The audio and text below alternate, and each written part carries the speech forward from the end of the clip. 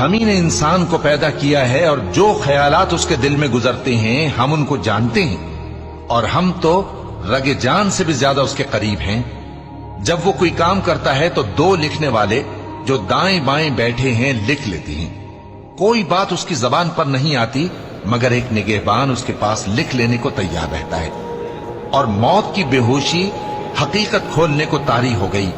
اے انسان، یہی وہ حالت ہے جس سے تو بھاگتا تھا، اور سور پھونکا جائے گا، یہی عذاب کی دھمکی کا دن ہے۔ اور ہر شخص ہمارے سامنے اس حال میں آئے گا کہ ایک فرشتہ اس کے ساتھ ہانکنے والا ہوگا اور ایک اس کے اعمال کی گواہی دینے والا۔ یہ وہ دن ہے کہ اس سے تو غافل ہو رہا تھا، اب ہم نے تجھ پر سے پردہ اٹھا دیا تو آج تیری نگاہ تیز ہے۔ اور اس کا ہم نشیں فرشتہ کہے گا کہ یہ اعمال نامہ میرے پاس تیار ہے۔